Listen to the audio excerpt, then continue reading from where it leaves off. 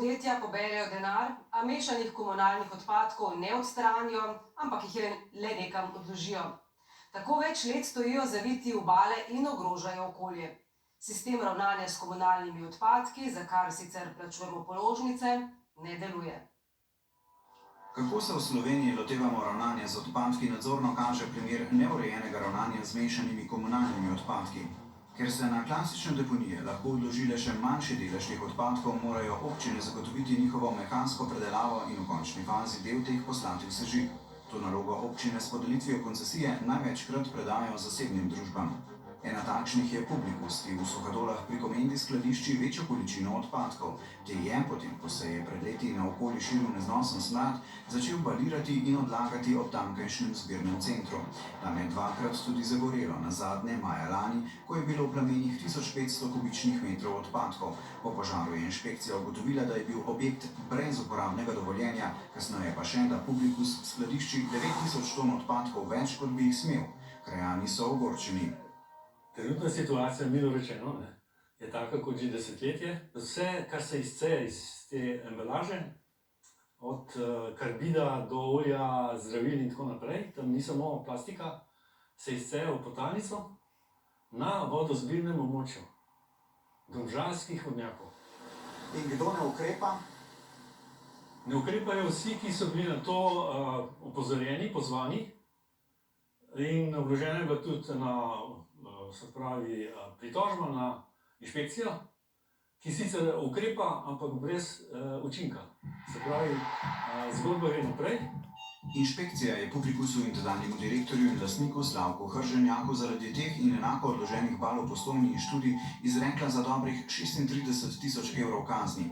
Te so bile plačane, vseh bal z odpadki pa Publikus do roka, ki je potekel že novembra lani, še ni odstranil. Do prejšnjega meseca je odpeljal dobrih 6000 ton.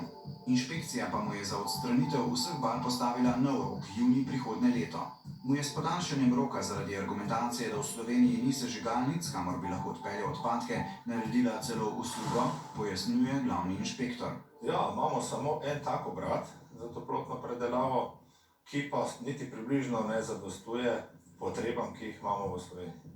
Je to potem za vas v redu, da te bale kar stojijo? Ne, to ni razlog, ker večina teh odpadkov mi tak izvažamo zaenkrat še ne, ampak tudi z izvozom so vedno večji problemi.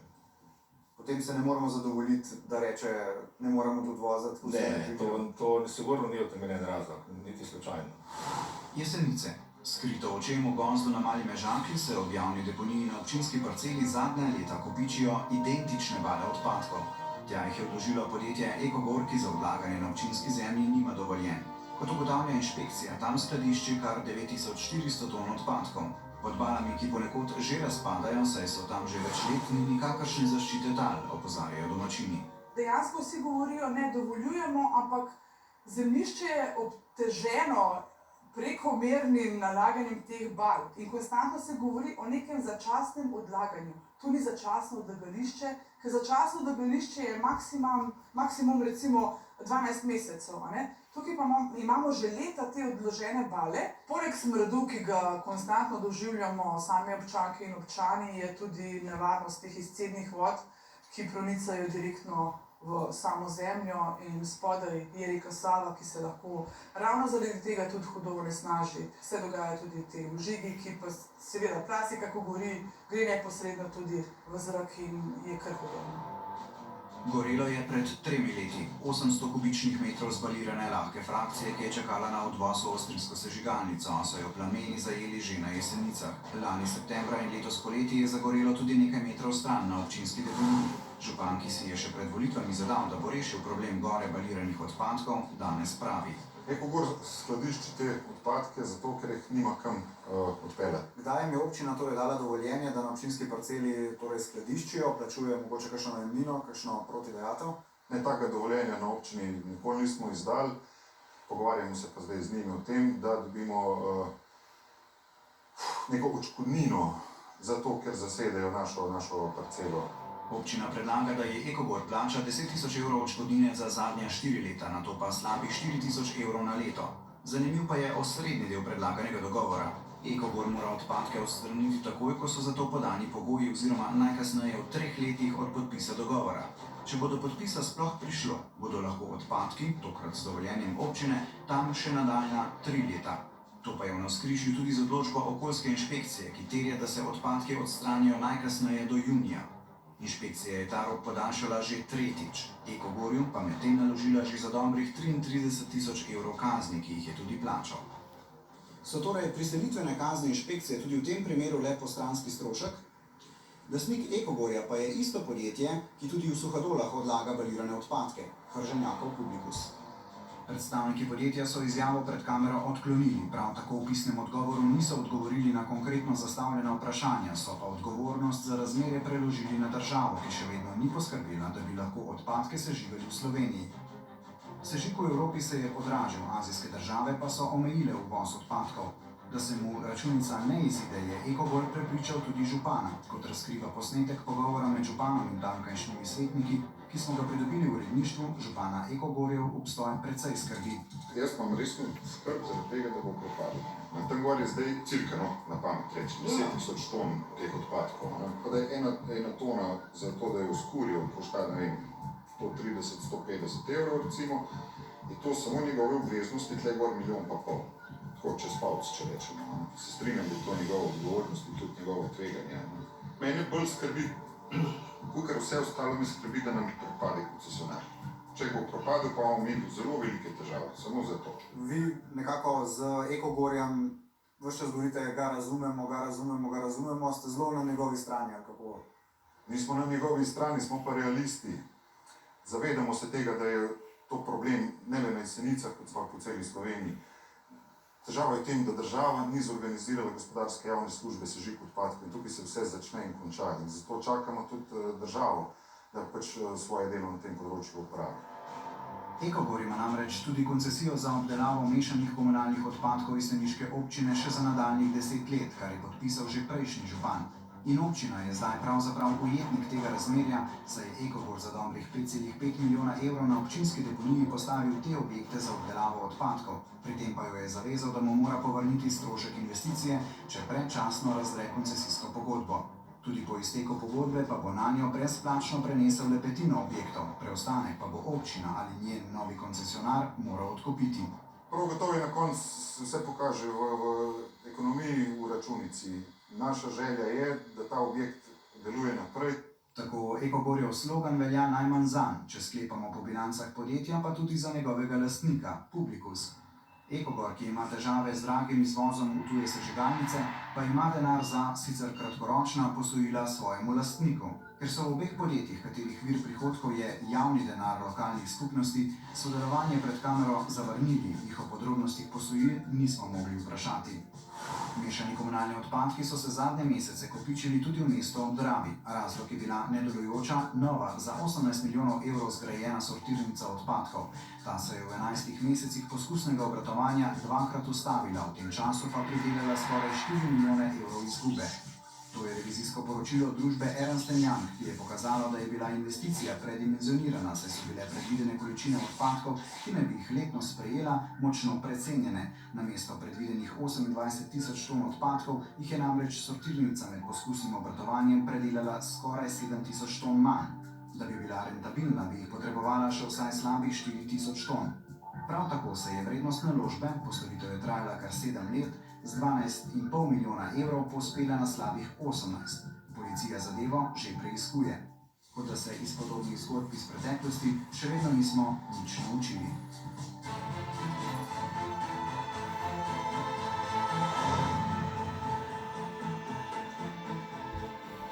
Gospod Zupanc, vi ste predstavnik komunalnih podjetij, predvsem komunalnih podjetij pri Gospodarski zbornici.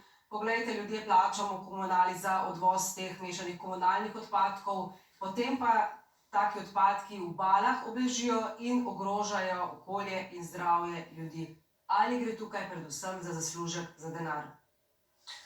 Ne gre predvsem za to. Dejstvo je, da v Zbornici komunalnega gospodarstva že vrsto let opozarjamo, da slovenska država nima strategije ravnanja z odpadki. Poglejte, že leta 2006 je Zakon o varovanju okolja predvideval državno gospodarsko javno službo sežiganja odpadkov, še do danes nimamo ustanovljene, razen toplarne v Celju. Zdaj v Pred mesecem, 2 mesecem je ministrstvo začelo s pripravo uredbe o sežiganju, o izvajanju gospodarske javne službe sežiganja odpadkov, torej zdaj se nekako zadeva premika, ampak vendarle, leta 2011 smo pospešeno začeli zapirati odlagališča v Sloveniji, začeli smo graditi oziroma smo že zgradili tudi nekatere centre za obdelavo mešanih komunalnih odpadkov, medtem ko za ta gorljivi del pač nismo Ja, poskrbeli. ampak ali je to lahko razlog, da te bale tam še naprej ležijo? Ne nazadnje spomnimo se, verjetno pred leti so pa bili visoki dobički pri tem poslu. Kaj pa zdaj, ko vendarle to ostaja? Poglejte, ali je to razlog ali ni razlog, težko rečem. Dejstvo je, da izvozi v tujino so se od zaprtja Kitajske za uvoz plastike iz Evrope prekinili. Po evropskih državah je ostalo izredno veliko plastike, njihove sežigalnice so zasute z lastno plastiko in seveda se zapirajo te sežigalnice za odpadke iz Slovenije in okoliških držav. Kje so pa ti dobički, ki so bili v preteklih letih ustvarjeni recimo v tem poslu? Poglejte, ne poznam bilanc Publikusa in mogoče tudi ostalih podjetij, ki ne bi realizirali te dobičke. Dejstvo je, da sam sistem pod sebi ne deluje, ni zaprte zanke od nastajanja odpadkov, zbiranja odpadkov, obdelave in končna dispozicija, torej reciklati v predelavo, kar se ne da reciklirati v sežig. Tega v Sloveniji pač v vseh teh letih nismo zagotovili. Gospod Macer, ali je kriv res sistem? Kdo je po vašem odgovoren za to? Glede, za te kopice odpadkov pač povejo, da to ni problem od danes. To kaže na leta neustreznega ravnanja z odpadki. In danes iskati rešitev v sežiganju gremo ravno v nasprotno smer, ampak to jaz mislim, da se bomo lahko še pozneje o tem pogovarjali. Dejstvo je, da bi MOPE mogel določiti jasna pravila za ravnanje z odpadki. In teh pravil bi se moglo držati tako proizvajalci odpadkov kot družbe za ravnanje z odpadki. In že po 6 mesecih bi se na koncu mogel videti nek rezultat. In če ta rezultat ne bi bil dober, je dejstvo, a je načrt slab, ali pa tisti, ki bi se mogel držati načrta, goljufajo. Ampak dejstvo, da v letih Slovenija ni naredila ne dobrega načrta, niti spremenila karkoli, zato da mi še danes doživljamo, da se količine odpadkov povečujejo. Evropa pa, bom rekel, daje denar za to, da se količine odpadkov zmanjšujemo, da delamo redizajn izdelkov, da delamo na ponovni uporabi, ne pa na sežiganju. In seveda, žalostno je pa na koncu to, da ta neučinkovitost, ki se kaže najprej pri MOP-u, in če bo hotel MOP ta problem rešiti, bo raje predal v dobre podatke, ki pa za začetek nima. Niti dobrih podatkov nima, kaj in kako ne reši. In drugo, kar je žalostno, je, da pa na koncu davkoplačevalci odpadke plačujemo dvakrat. Enkrat plačamo doma komunali in drugič, potem ko država te odpadke na lastne stroške z interventnimi zakoni plačuje, jih zopet plačamo davkoplačevalci.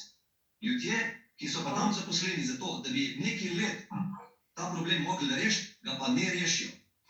Gospod Klemenčič, torej država tega ne reši, zakaj tak sistem ne deluje in ali se vam zdi, da je to nenevarno? Inšpektor kar podaljšuje te roke in nekako celo razume stisko podjetja. Tudi to je področje, ki smo se ga na MOP-u lotili zelo sistemsko. Torej, dejstvo je, da je po zakonu o varstvu okolja sežig odpadkov gospodarska javna služba. Torej, pripravljeno imamo uredbo za sežig odpadkov, ki se je v prejšnjem tednu iztekla javna obravnava. Ampak dajmo najprej o teh balah, ne? Vendarle se vam zdi, da je to v redu, da to tam stoji in da inšpekcija kar podaljšuje roke za odstranitev. Absolutno, da ni v redu. Vse, kar se dogaja v okolju in ko sistem ne funkcionira, ni v redu. Ampak govorimo o mešanih komunalnih odpadkih. Ne govorimo o ostalih odpadkih, da ne bomo stvari med sabo mešali. Ja, seveda, torej, mešani komunalni odpadki so podvrženi po zbiranju, ko komunalna podjetja zberejo odpadke, nadaljnji obdelavi. In na koncu preostanek teh odpadkov po obdelavi, tako imenovana lahka frakcija oziroma RDF, je tista gorivo, ki je potem primerno za sežig. Zdaj, kazati samo s prstom na državo, da nima dovolj lastnih kapacitet, seveda po eni strani lahko to obkljukamo in zato tukaj delamo na tej uredbi, ampak če bi bila težava samo v tem, potem bi take gore odpadkov ležale povsod po Sloveniji. Po čem je potem? Torej se moramo vprašati za družbe, ki se s tem ukvarjajo, ko kalkulirajo ceno storitve iz stroška obdelave odpadkov do konca, je treba v to ceno vkalkulirati tudi sežig.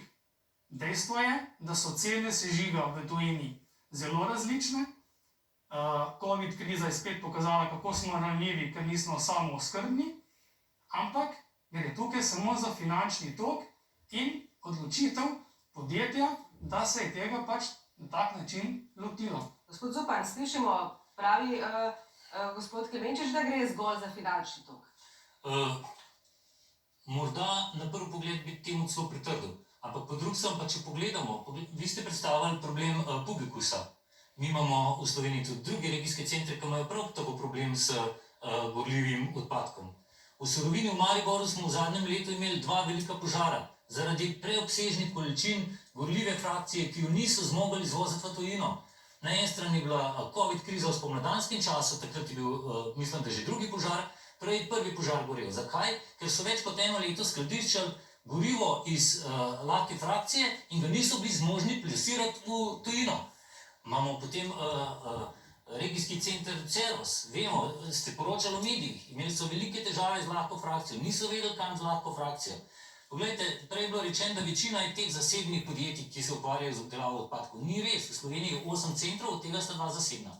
In pravzaprav imajo prav vsi centri velike težave s odstranjevanjem te lahke frakcije. Pri čemer bi rad poudaril še to, da seveda javna podjetja imajo neko to prednost, da za njim stoji občina s svojim kapitalom, s svojim financam in konec koncev tudi s možnostjo povišanja cen, medtem kot zasebna podjetja so tukaj zelo na spolskem terenu. Pa ne bi hotel kogarkoli zagovarjati, torej, ampak moramo začeti problem reševati na začetku, ne končno konzumirati. Tveganja, ne finančna tveganja.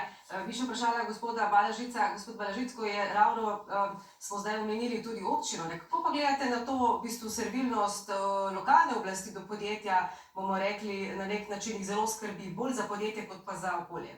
Ja, to je, bi rekel, posledica tega, da, bom rekel, po naši volilni zakonodaji so ali pa smo župani večni. Se pravi, lahko smo izvoljeni vsake 4 leta in z leta, ker ni svežega dotoka novih ljudi in tako naprej, se določene kadrovske povezave in tako naprej pač utrjujejo, delujejo, leva roka brani desno in tako naprej. In včasih lahko tudi govorimo o sistemih korupcije na lokalni ravni, kjer se zadeve petakajo zadaj, ampak se pravim, ravno zaradi tega se mi zdi, da so stvari alarmantne in da mora vlada začeti delovati. Če toliko dni res izgoreva za vprašanje COVID-19 in epidemije, jaz mislim, da mora vlada vsaj eno se posvetiti tej žgoči ekološki problematiki in tu bi ministrstvo dobilo državljano podporo, če bi samo zahtevalo, da je potrebno dejansko začeti delovati, kajti vse vlade do sedanje so na tem izpitu padle. Mi je zelo žal in takšno stanje imamo, vidimo, kakšno je, torej moramo začeti dejansko delovati. No, zdaj smo videli, kje končajo tudi mešani komunalni odpadki, bomo pogledali še na trg embalaže. Zadnja leta se je tudi embalaža kopičila na dvoriščih komunalnih podjetij. Dobrih 10 milijonov evrov za odstranitev teh odpadkov bo šlo iz žepov državljanov, čeprav bi jih morala plačati podjetja, ki pošiljajo izdelke v embalaži na trg. Kje se je zataknilo? Pred 3 leti so v Zalogu pri Novem mestu plastični odpadki celjskega podjetja Ekosistemi goreli več dni. Z ognjem se je bojevalo 200 gasilcev. Pogorišče in preostale odpadke bi moralo podjetje sanirati, a ga je takratni lastnik Tomislav Kovačič leto dni po požaru prodal hrvaškemu podjetju Linux Techno. Januarja letos pa so Ekosistemi skupaj z odpadki pristali v stečaju. Za 1,8 milijona evrov je 8700 ton odpadkov odstranil Kostak, ki je zmagal na javnem razpisu inšpekcije. Stečajem se obveznost odstranitve odpadkov ne ustavi oziroma izvršba, ne pač preide na stečajnega upravitelja ta naloga, stroški pa grejo v stečajno maso. Ampak ta sredstva zalaga inšpektorat ali država? Mi pač imamo v letnem planu nekaj sredstev za izvršbe, vendar če so kakšne večje zadeve, potem ponovadi to ne zadostuje. Ampak a ste pri tem omejeni, da potem ne naložite te odstranitve? Ker nimamo pokritja, ne moramo iti. To pa ni osamljeni primer. Trenutno je odprtih še 5 stečajnih postopkov z odpadki v stečajni masi. To, kar gledate, pa je več tisoč ton odpadne embalaže, ki jo je v preteklih letih izpred domov odpeljalo zgolj ljubljansko komunalno podjetje Voka Snaga. To se je v bistvu kopičilo do take mere, da kamorkoli tukaj okrog pogledate, ne, je pa tukaj v bistvu vse embalaža naložena na takole 7-8 metrov višine. Če zdaj pogledate, da je tukaj v bistvu, ne vem, 2500 ton, pa še tam na 1-2 kupa, spravimo že zdaj na tem lokaciji 10-krat več embalaže, kakor bi jo mogli imeti. Slovenija je ravnanje z odpadno embalažo prepustila trgu. Komunalna podjetja so jo dolžna zbrati in brezplačno predati zasebnim družbam za ravnanje z odpadno embalažo ali s kratico DROE. Ta podjetja, v Sloveniji jih deluje 6, nato organizirajo tako imenovane sheme ravnanja z odpadki ali povedano poenostavljeno, določijo izvajalce, ki odpadke sortirajo, predelajo, reciklirajo ali sežigajo. Zato, glede na predpisane deleže pobranih odpadkov in po načelu proizvajalec plača sanacijo odpadka, prejmejo plačilo podjetij, ki na trg vsako leto dajo najmanj 15 ton embalaže. Teh je več kot 1200, druge podjetja pa si tako razdelijo več kot 10 milijonov evrov tako imenovane embalažnine. Ker druge podjetja delujejo po tržnem principu, se med sabo borijo, da prevzemajo čim več čiste embalaže, ki jo lahko z najmanjšimi stroški prodajo naprej reciklažnim podjetjem in s tem še dodatno zaslužijo. Nekoliko manj privlačna pa je raznovrstna embalaža, še posebej takšna, ki že več let razmočena čaka na prevzem na nepokritih dvoriščih komunalnih podjetij. Tisto, ki ima neko finančno ozadje, se pravi, ki ima nek benefit, ne, s tistim nikoli nobenega problema. Ne imamo nobene težave, nikoli bi nam nekdo kartonsko embalažo prevzel.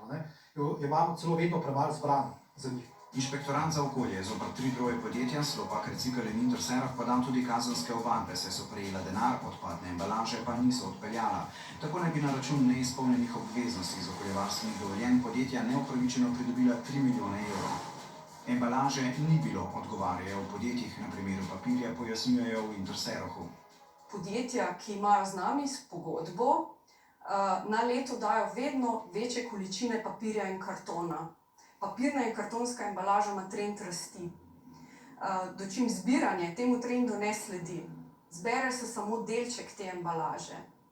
In če se embalaže ne da zbrati, če se jo ne zbere, jo družba ne more prevzeti, da bi jo reciklirala. Temu je sledil tudi tožilec in ovadbe zavrgel, a primer še ni končan.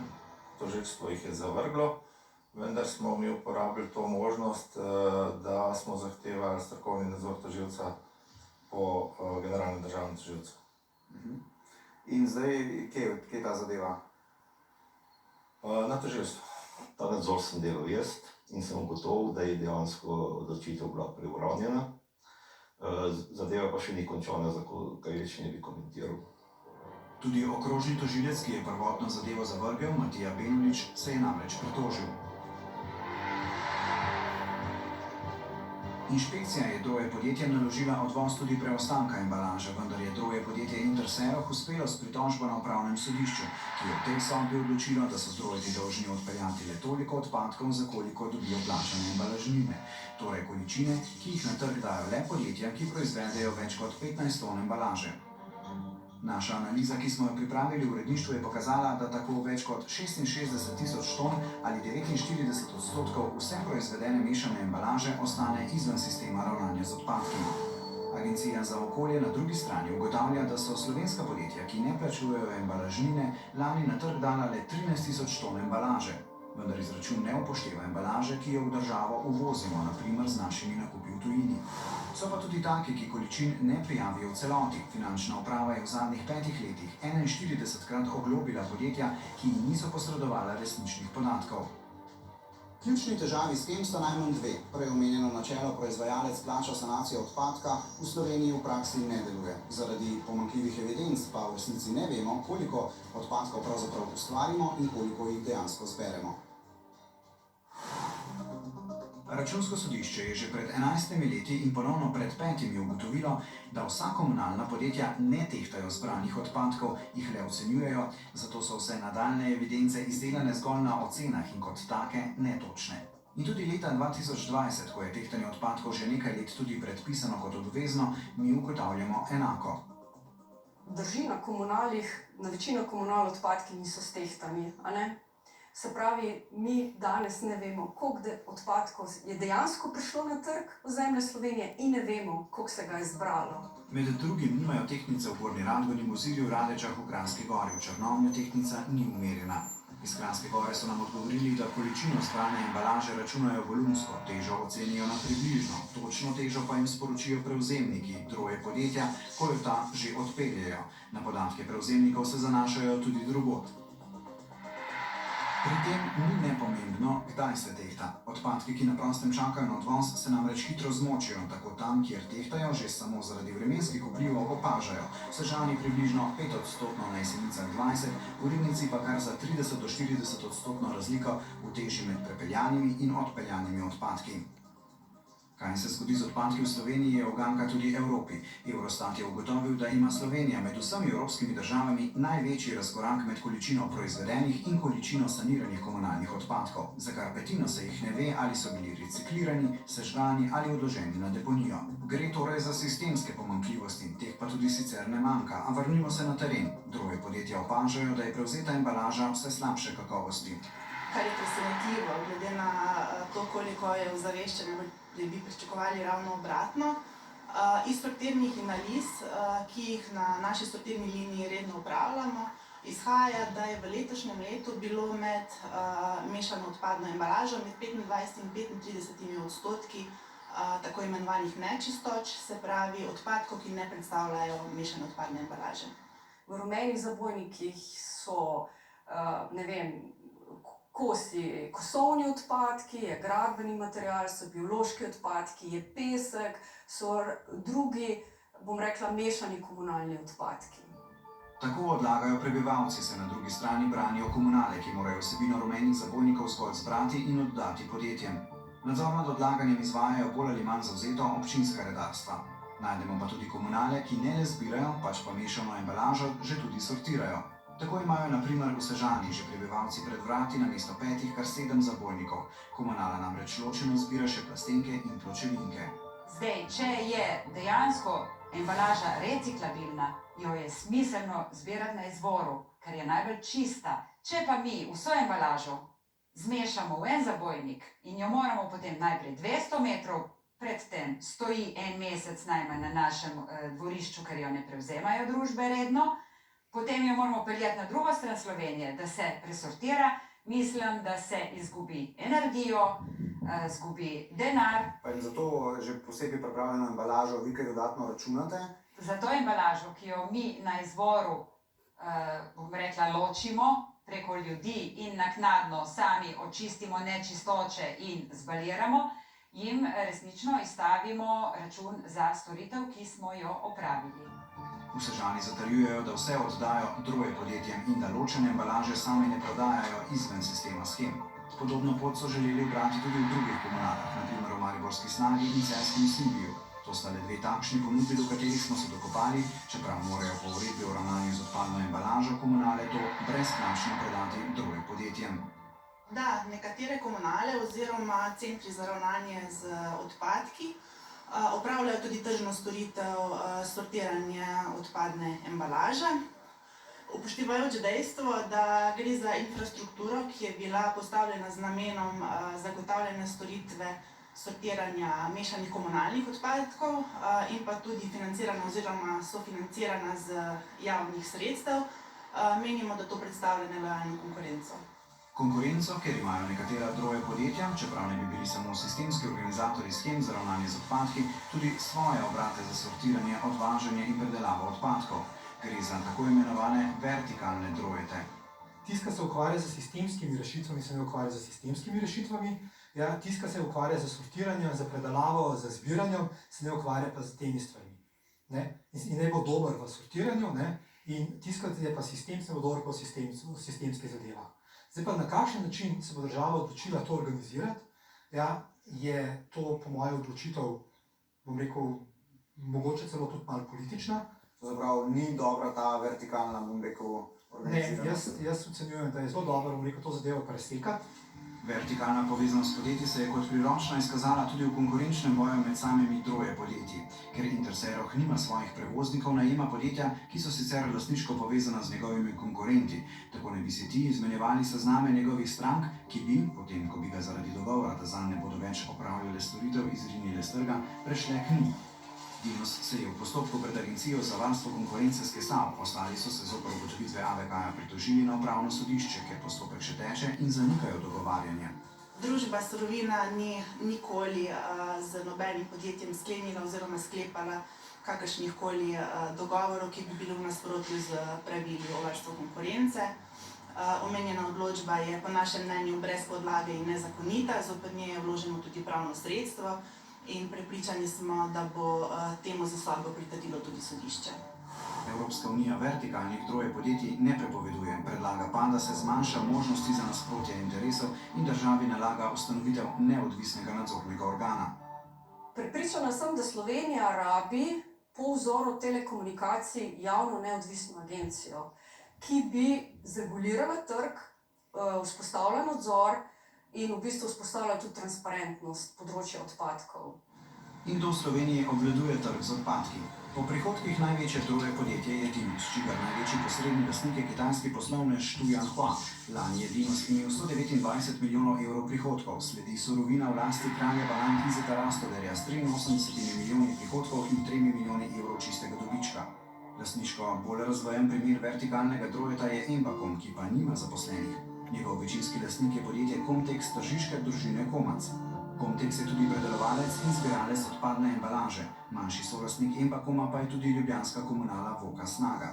Kompleksnejšo lastniško strukturo ima Recikl, ki tudi nima zaposlenih. Ta je v lasti trgovca in posrednika odpadkov Kurator Nova, ki ga obvladuje Pino Jeren, ki je prek nekaj podjetij povezan z Martinom Odlazkom, lastnikom več medijskih hiš. V lastniško mrežo Odlazka pa spada tudi sortirec, odstranjevalec, predelovalec in zbiralec odpadkov Salomon, ki se nahaja na istem naslovu kot Recikl. Prvi droje podjetje v Sloveniji in še danes izključno inženirski družbi, torej le organizatorje shem, sta Slopak in Interseroh. Interseroh spada v nemško skupino Alba, ki jo obvladuje družina Švajcer. Slopak pa je v lasti podjetij, ki dajo embalažo na trg, med njimi Pivovarne Laško Union, Radenske, Fruktala in Mercatorja. Komunalna podjetja so po večini v občinski javni lasti. Med tržno uspešnejšimi deloma v javni deloma zasebni lasti je gradbeno in komunalno podjetje Kostak, ki je imelo lani skoraj 59 milijonov evrov prihodkov ter več kot milijon evrov dobička. Občina Krško je 43% lastnica, preostali del imajo pretežno preko svojih podjetij v rokah Jernej Žaran, Dušan Arh in Franz Kelhar. Saubermacher Slovenija, ki po težavah Kemisa prevzema večino nevarnih odpadkov v Sloveniji in je med drugim tudi izvajalec javne službe, je lani ustvaril 2 milijona evrov dobička. Je del avstrijske skupine Saubermacher, ki jo obvladuje družina Roth. Omenjeni Kemis, ki po požaru z okoljsko inšpekcijo ne najde skupnega jezika, kar močno najeda tudi njegovo poslovanje, lastniško še vedno obvladuje Gorenje v lasti kitajskega Hisensa. Različno ravnanje z odpadki po državi simbolizirajo že zabojniki, saj se tudi o barvah teh ne uspemo poenotiti. Tako so na primer zabojniki za papir v Kopru, Sežani in Mariboru rdeče barve, v Ljubljani in Kranju pa modre. Steklo na primer v Ljubljani odlagamo v zelen zabojnik, spet drugod v belega. Mešane komunalne odpadke nekje v zelene, drugod v črne zabojnike.